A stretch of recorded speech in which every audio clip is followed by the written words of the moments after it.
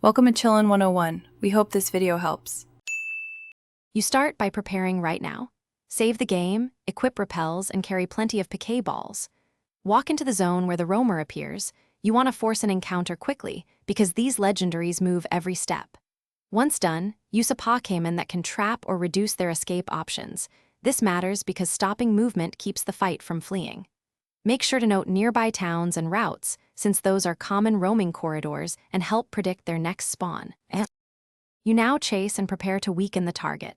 Step into adjacent routes to force an appearance.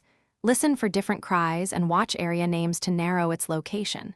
When it appears, focus on lowering HP slowly. False swipe is ideal, while inflicting sleep or paralysis, because status raises catch chance and prevents fleeing.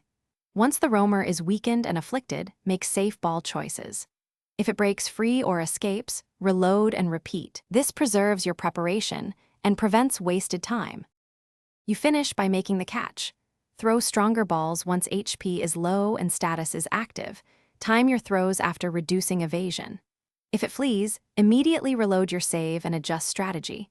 Change routes, use a different lead, or delay steps to alter spawn timing. This improves odds because roamers follow deterministic town route patterns. One key troubleshooting tip. If trapping fails, swap to mean look or a reliable trapping move and retry, because preventing flight is the single most common. Thanks for watching.